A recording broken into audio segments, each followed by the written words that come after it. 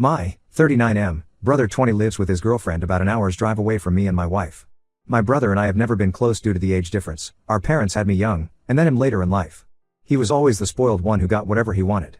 We see each other on holidays and special occasions, but other than that we might talk on the phone once or twice a month. Last night I had to work late and could not be reached by phone.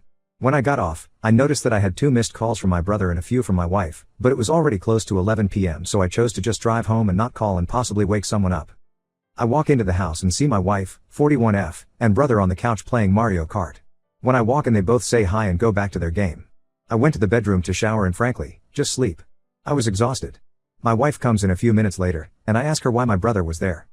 She said, he called her because he and his girlfriend had gotten into a pretty heated argument, and he just needed to get away from the situation for a little while he figured out what he was going to do.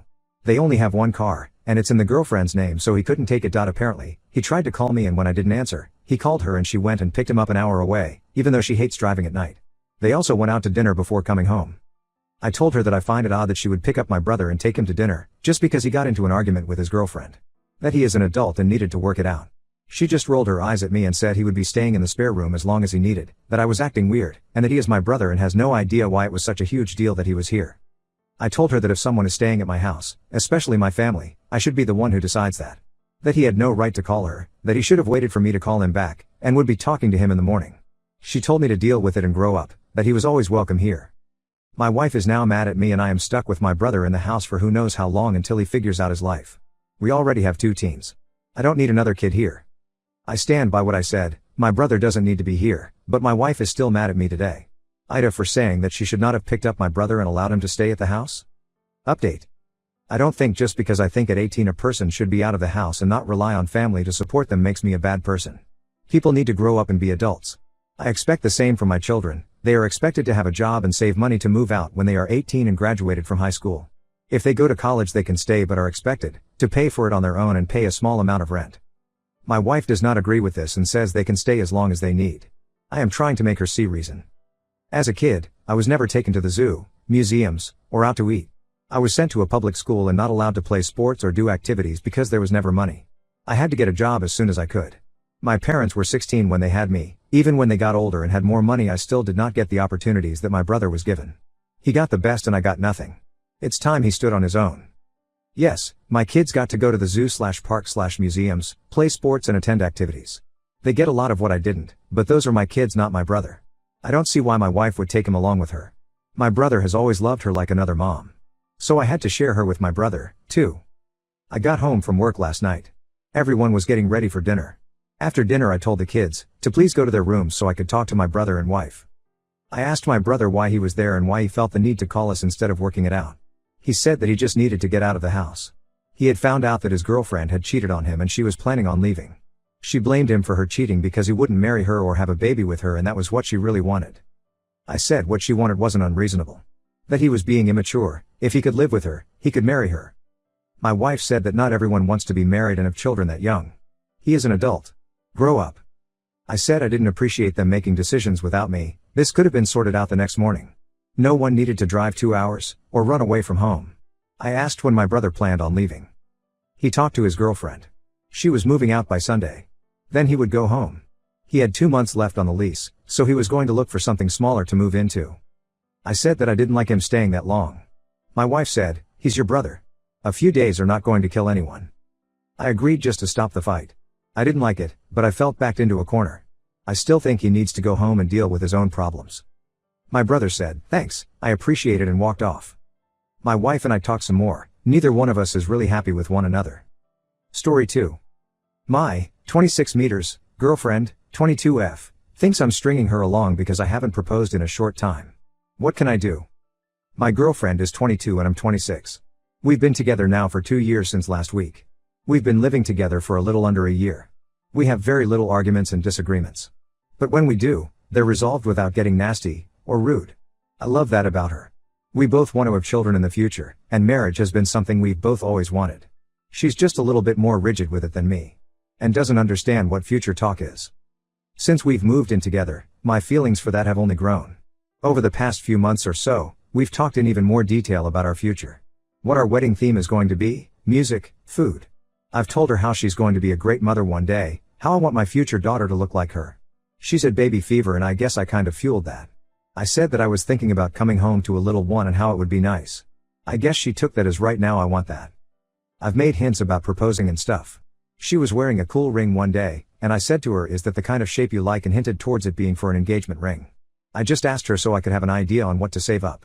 Not because I was going to propose then. This is where the disconnect came from. We were talking about maybe getting a bigger place together, maybe a 3-bedroom. So when I brought it up again to her, she told me that I can afford the place we are in alone if things were to happen. I'm not going to get into a financial commitment in a bigger place unless there's a commitment from you. I was taken aback by that, and without thinking, I said, so you won't move unless we're engaged? I don't want to feel like I'm forced to do it. She looked at me confused. She asked me why I said it like that. Then she explained how she thought I was going to propose on our 2nd-year anniversary trip. I told her that 2 years is way too soon to propose, and I think she's being unreasonable for expecting that in this point in our relationship. Maybe if we were together 5+ years. I explained how I have no timeline, I just want a future with her and everything I said. But she won't stop with the timeline stuff. Now she thinks I'm not serious and is upset by my reaction. I was just taken aback and didn't word it correctly. She said I'm stringing her along at this point because I told her I wanted to marry her for a long time, and haven't proposed, or I'm not in the process of it. I am saving up though. And I've hinted at that. Story 3. I'm cutting off my family for good because they want the man who SA'd me as a child arrested 20 years later.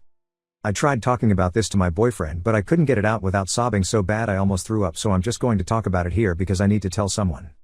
A bit of backstory: when I was around 4 to 6 years old, I'm currently 26, I would go over to my aunt's house a lot to play with my cousins. A lot of times she would be there talking to my grandma, or she wouldn't be home at all. Which, thinking about it now, kind of feels like a setup.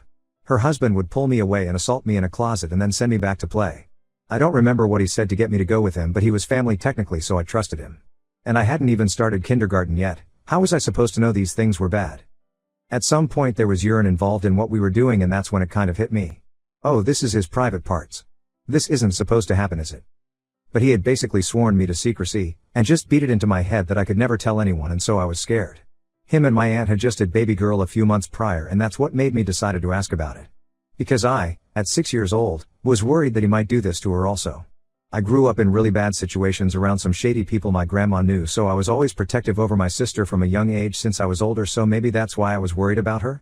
But anyways, I finally talked to my grandma about it, and she told me that I couldn't tell anyone or CPS would take me away from her, and we had already had so many scares, so this absolutely horrified me and I never said anything. But a year or so passed and I was still thinking about their daughter. We were all in the same house at some point, not the uncle, they did stop allowing him around the family, but I wanted my grandma to tell my aunt. So I went up to my grandma and asked her, and she was not taking me serious. She was treating me like a little kid that was too scared to go and ask for candy out of an office clerk's jar. Smiling and laughing, haha, no you do it. I'm 7 now, I'm still very young, and after all the fear they've put in me, it's not a small thing to go and tell someone I was assaulted by their husband. After that I kind of just felt defeated and never said anything again. Fast forward a few years. CPS ended up relocating me and my sister when I was about 10 to go live with my aunt across the country, who we've never really met. We ended up living a much better life, so I'm really thankful for that happening and for her. When I turned 15 in the summer, my aunt had set up for us to go back and visit my mom and 3 other siblings for about a month. And it was great for the most part. I loved hanging out with them. They had grown so much since I had last seen them. My mom comes to me and she sits me down and tells me some devastating news. Apparently my cousin, the son of my abuser, was caught doing the same thing to my baby brother. And my mother was coming to me to ask if she thinks I should do anything. At this point I've buried this. It does still bother me, but no one cared about me enough to get justice for me, and now the same is happening to my brother, and I was and am still so hurt. And she manipulated the story so that I'd say no. She told me that it would tear the family apart, her sister might kill herself if her husband or son went to prison for this. She couldn't handle this ruining her life. And she also said that my brother was so young she doesn't think he remembers and she doesn't want to ask. And if he didn't remember, I don't want him to have to live with that trauma.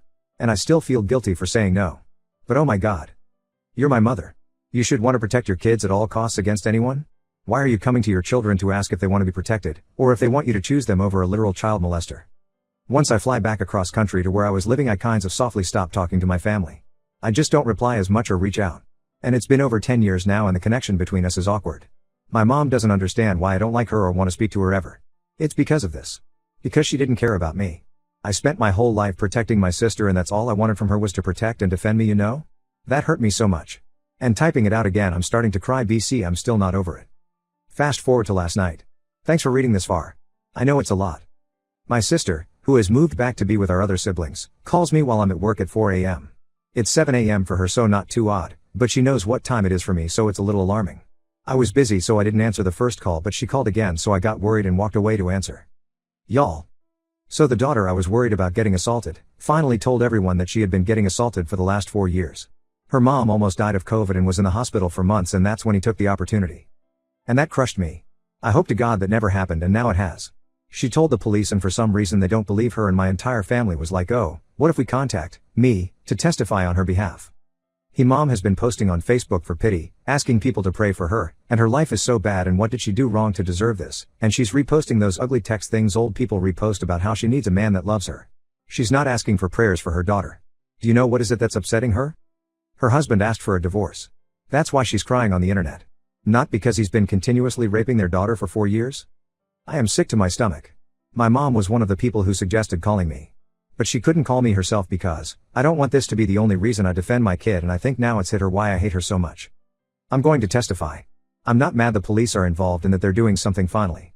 I'm just upset that it took this long, that it's only because they're getting a divorce most likely that's it's okay this time. And my aunt was more concerned with using this against him in the divorce than about her daughter's well-being. I also found out the entire family has known about me my entire life. All these people and no one cared about me. It's insane. I couldn't imagine hearing this happen to a child now and letting it slide. How do you do that? When I talk to the police though, I'm telling them everything. About me and my brother, about everyone who told me to keep quiet, and also that his wife aided and abetted his abuse. I hope everyone goes to jail and gets put on a registry. I want all of their lives ruined for this. I feel like I'll probably have to go to therapy for this soon. It's brought up so many feelings that I really just thought would go away with time. I have a good support system right now. My BF and his family are really sweet and caring. I'm just not ready to say these things out loud. Once this is all done, I'm deleting my social medias that they have contact with, changing my phone number and disappearing from them. I already talked to my sister, and it's not much of a bigger step than I had already taken, but some of them do still have my phone number, and I don't want any chance of anyone reaching out to me. My sister has always been on my side and agrees to keep my life and everything a secret from them. She'll go pick up my siblings every once in a while so I can speak to them and keep contact since they live with my mom. I told them also not to call me if she's around, but they don't even have phones right now, so it's not a big deal. That's all for now. Sorry it was so long. That's for reading. Edit. I just want to thank everyone for the support and kind words. I was worried posting it just BC. Reddit isn't really the best place to find kind words sometimes. It seems like a lot of you guys went through something similar, and I hope you guys have already found peace or at least get justice someday also. I saw all the comments regarding EDMR therapy, and I'll definitely look into that also. But thank you guys. I'm expecting a call from the detective in the morning, so I hope that goes well. My sister told me that they didn't have enough evidence, which was the whole reason she got me involved. I thought that was weird BC. I thought they took claims like that more seriously, ESP, when the person making the claim was a minor at the time of the incident. I don't know what they're expecting as evidence, but hopefully what I have to say will help out. When I found out about my brother, I had gotten just enough courage to email the county CPS department, and it included a short statement of events, his name and a photo of him. It's dated and everything, and it's the only physical thing I have. Since there are multiple claims, maybe that will mean something? I reached out to my cousin also. It was awkward since I haven't talked to her in 10 years, but I told her how I tried when we were younger and I begged for help for her BC. I was worried and that I wished things didn't happen the way that they did. She's focusing on healing RN, which is good, and she's getting out of that house, so I'm happy for her. We're on a good path RN, and I believe things will work out how they should. I showed my BF this when he got home from work BC. I felt bad that he didn't know what was going on, and one of the comments suggested this. He had been holding me while I cried and he felt really bad that couldn't offer help or anything BC. He didn't know what was wrong. Now he's just angry at all of my family. He had known for most of our relationship that me and my family weren't close and that I didn't like my mom, and he's always respected that and didn't push, but now knowing the full reason, he's just so mad and full of hate for them as well. I didn't want that for him, and I think that's what was so upsetting about telling him, but he's been really sweet to me since, and I'm really grateful for him. But thank you guys. There most likely won't be any updates. I might post something once all of this is over, but for now I just wanted to feel seen and heard, so thank you guys for that.